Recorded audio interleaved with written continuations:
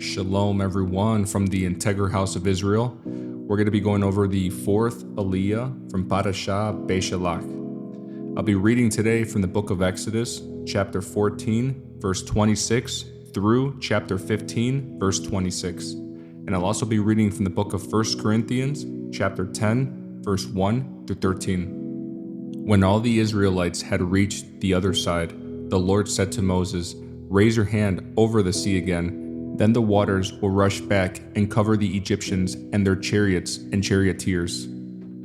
So as the sun began to rise, Moses raised his hand over the sea, and the water rushed back into its usual place. The Egyptians tried to escape, but the Lord swept them into the sea. Then the waters returned and covered all the chariots and charioteers, the entire army of Pharaoh. Of all the Egyptians who had chased the Israelites into the sea, not a single one survived. But the people of Israel had walked through the middle of the sea on dry ground, as the water stood up like a wall on both sides. That is how the Lord rescued Israel from the hand of the Egyptians that day. And the Egyptians saw the bodies of the Egyptians washed up on the seashore. When the people of Israel saw the mighty power that the Lord had unleashed against the Egyptians, they were filled with awe before him. They put their faith in the Lord and in his servant Moses. A song of deliverance. Then Moses and the people of Israel sang this song to the Lord. "I will sing to the Lord, for he has triumphed gloriously. He has hurled both horse and rider into the sea.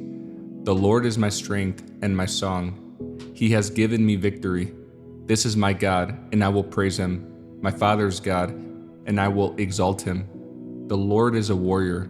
Yahweh is his name. Pharaoh's chariots and army he has hurled into the sea. The finest of Pharaoh's officers are drowned in the Red Sea. The deep waters gushed over them.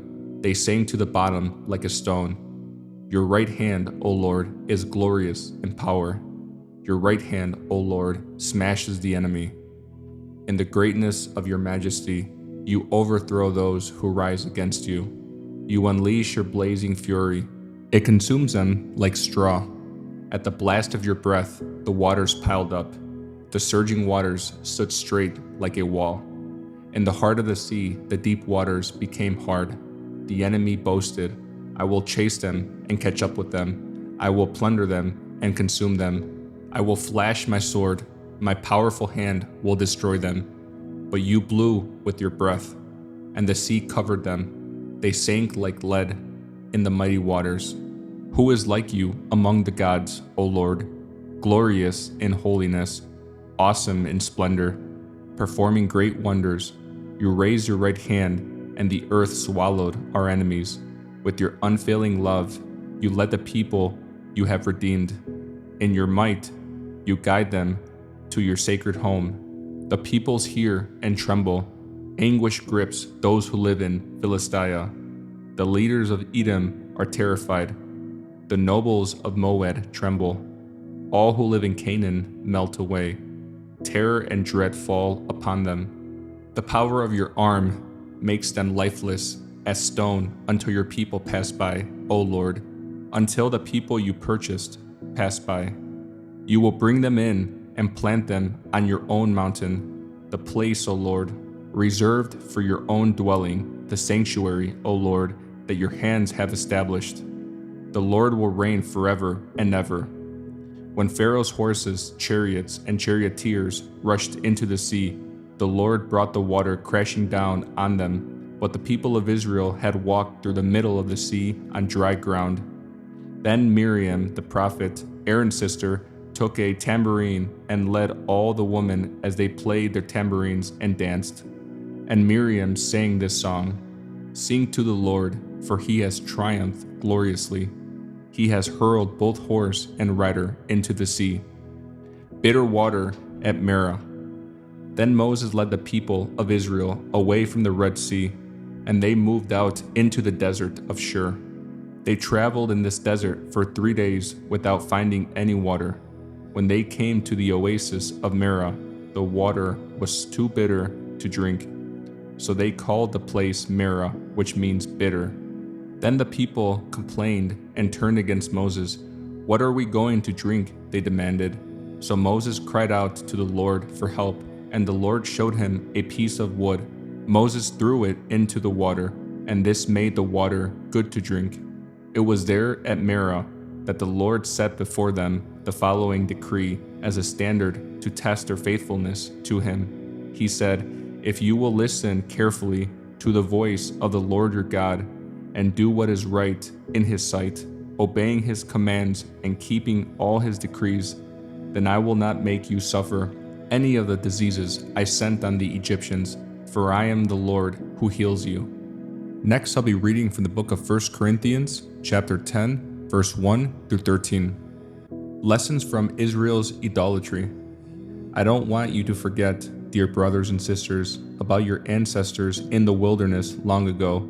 All of them were guided by a cloud that moved ahead of them, and all of them walked through the sea on dry ground.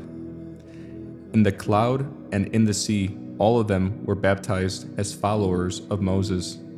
All of them ate the same spiritual food, and all of them drank the same spiritual water, for they drank from the spiritual rock that traveled with them, and that rock was Christ. Yet God was not pleased with most of them, and their bodies were scattered into the wilderness. These things happened as a warning to us, so that we would not crave evil things as they did, or worship idols as some of them did. As the scriptures say, the people celebrated with feasting and drinking, and they indulged in pagan revelry, and we must not engage in sexual immorality as some of them did, causing 23,000 of them to die in one day. Nor should we put Christ to the test, as some of them did, and then died from snake bites. And don't grumble, as some of them did, and they were destroyed by the angel of death. These things happened to them as examples for us. They were written down to warn us who live at the end of the age. If you think you are standing strong, be careful not to fall. The temptations in your life are no different from what others experience. And God is faithful. He will not allow the temptation to be more than you can stand. When you are tempted, He will show you a way out so that you can endure.